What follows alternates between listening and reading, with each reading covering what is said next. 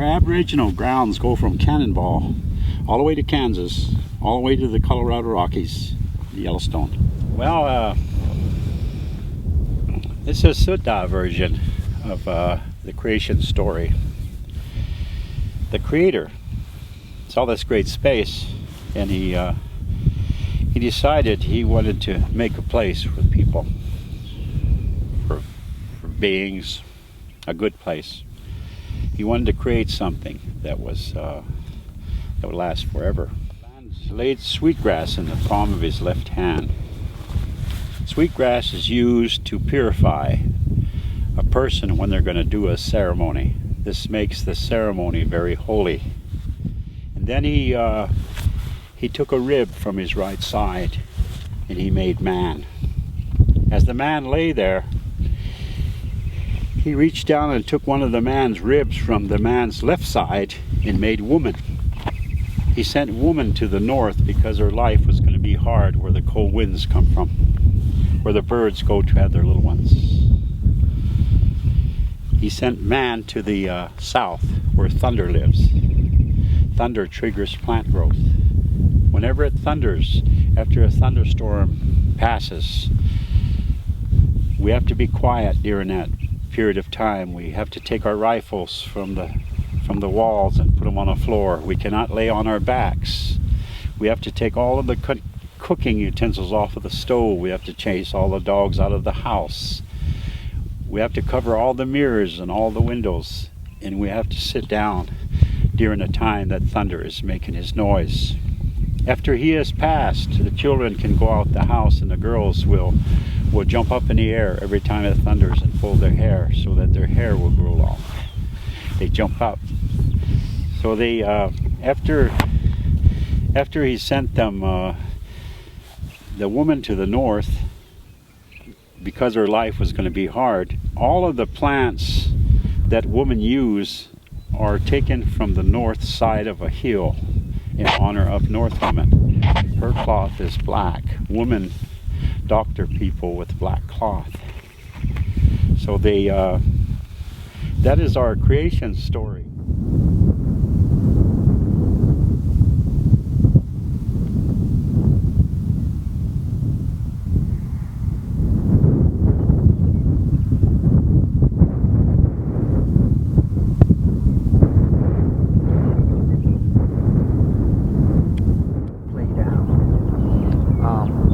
My ancestor, Limberbones, Limberhand and Limberbones is the same family name. It was the interpretation that was different. Like a lot of our interpretations from English to Cheyenne, there's a little bit of difference maybe in the words, the English words, but to us it's the same person, I mean same family, and it's right there. So he was just 50 yards from where the Custer and his group of men found.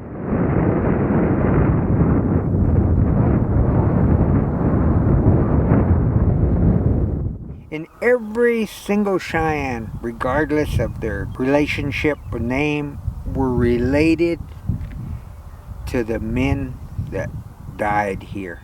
Only reason that they died here was they wanted to protect the tribe, their men and women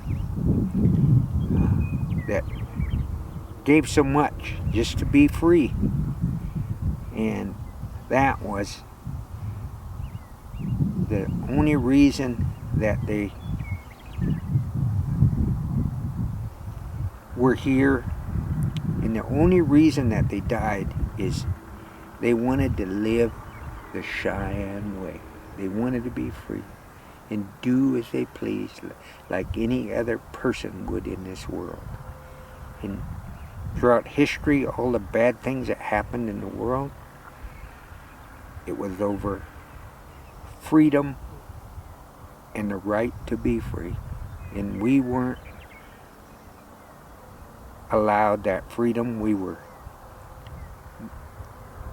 victims of this system, and we continue to be victims of a system that is opposed to our way of living and who we are.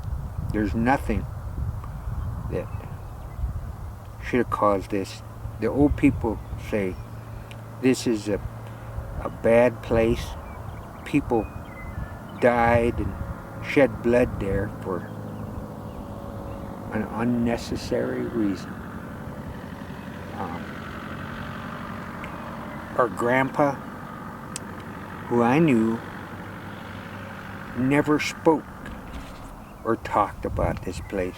He said, there's no need to go there because a bad thing happened there. So Right. look at this hill. Now imagine it as a large mountain outpost in the Dead Sea area, overlooking the Dead Sea. And the end of it has kind of a three-step part. That was King Herod's winter palace, which he built on the side of this mountain, the Dead Sea. Winter palace because it was warmer down the Dead Sea, the lowest point on earth. When the temple in Jerusalem was inevitably that Jerusalem was going to fall, and the path up to Masada was a snake path up this mountain. Very, very, very straight up and down, even straighter than this, a very difficult path, but a much taller mountain. On the backside, what the Romans did is they enlisted slaves from Jerusalem, whom they had captured, Jewish slaves, and they had them build a ramp of debris, of rocks. And the zealots at the top of the mountain understood that at some point their own people will be coming up that ramp in order to set fire to Masada. There'll be just a human shield for the Romans behind them. And they decided that they would rather commit suicide than to be taken as prisoners by the Romans. Wow. And so 10 of the men made little shards of clay, and they put names on them, and those shards were drawn, and each male member had to kill their family and their extended circle, and then within the 10 they killed each other, and the last one, if I recall correctly, was Eliezer ben Yair was his name. He committed suicide. A tribe is a family. We're all the same.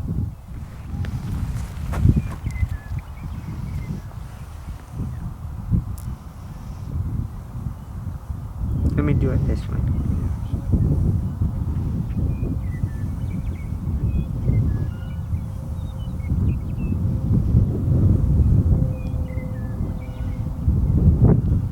Beautiful.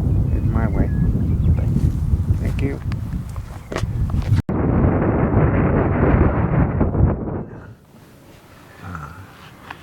A story, a book about the Little Bighorn fight, the Custer fight. Do you know any stories? I'll say, yeah, I know a story or two. He said, when the fight was going on, he said, there's a big old cloud of dust. And it was almost like somebody took a big bag of black cat firecrackers and lit the whole sack of firecrackers. And he said, boy, boom, boom, boom, boom, pop. He said, all kinds of racket and banging. He said, boy, and it didn't last very long, but if you ever lit a full pack of firecrackers, it's kind of like that bunker story you tell them, foxhole story. Anyway, he said, man, there was lots of noise, lots of commotion, lots of dust. And Herman said, oh, did your grandma or grandpa tell you that story? Earl said, no, they didn't tell me that story. He said, I was sitting down in Sally's Last Stand Cafe drinking a cup of coffee when they were arguing and fighting. And I went up to that culvert, laying in that culvert there, when all of the real fighting started, he said. And Herman, he laughed, and Ralph said, "That's a good one, wasn't it?"